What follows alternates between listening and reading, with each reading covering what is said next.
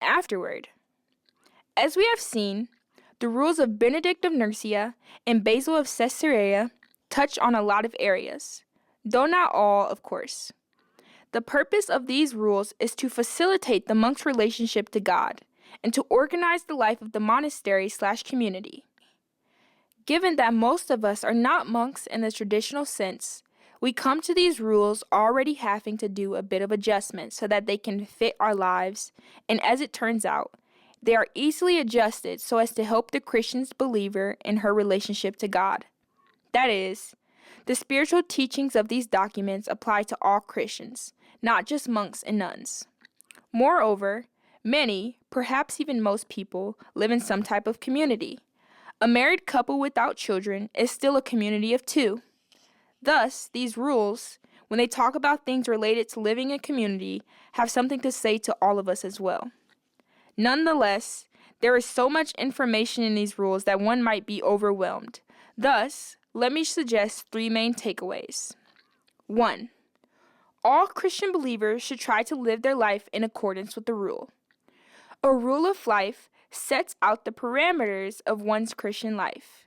The Bible, of course, is our main rule of life, and it tells us many things: to pray, to avoid sin, and to love God and our neighbor, for example.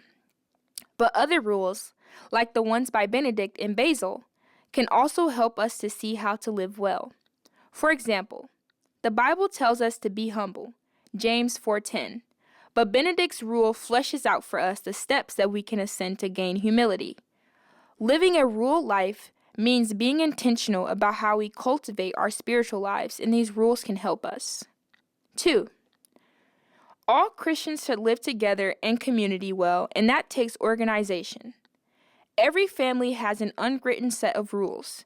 For example, I have 2 teenage sons, and they understand that there are rules in our family, though we have never written them down. Most basically, we have rules like lock the door when you are the last one coming inside at night, and put your dirty dishes in the dishwasher. But we also have unwritten rules of greater importance, like when you drive the car, you will obey the speed limit, and you can only have friends over with permission. All of these rules are meant to ensure that our family life runs smoothly, and that we do not offend or upset each other. But even if we live in other kinds of community, we should still live with others well.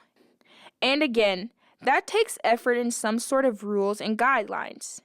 To help us do this, why not look to those who have gone before us, like Benedict and Basil? 3. While we seek to grow in our own relationship with God, and while we strive to live well in community, let us remember the importance of welcoming others into our lives. Practice hospitality. Many of us are happy to spend time with people we like, but we are not always eager to get to know strangers. Nonetheless, Benedict in particular encourages us to be hospitable to all people, which of course is what the scripture also say. Contribute to the needs of the saints and seek to show hospitality. Romans 12:13. And show hospitality to one another without grumbling. 1 Peter 4:9. So, let us strive as Christian believers to live lives according to a rule that will help us become holy like God is holy, to live well with others, and to be hospitable to all people, especially those who are different than us. The way to do this, I think, is to develop your own rule of life, using whatever is helpful from the rules of Benedict and Basil. Living according to a rule of life will help you to make the best use of your time and energy, as you strive to become a godly Christian, and it does not have to be an overly complicated process.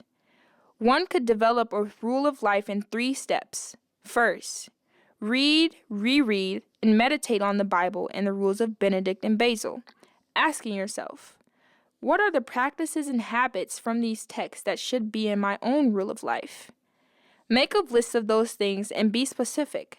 For example, do not just say, I will pray every day, but instead say, I will pray once every morning for 10 minutes and once at night for 10 minutes.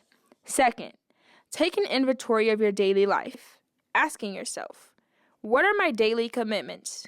What are the things that I do that I should stop doing or do less?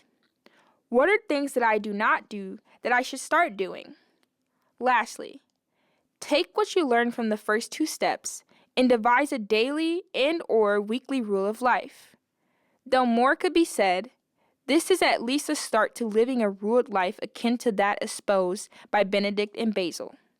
And it is only by living according to a rule of life that one will experience the blessings of such a life.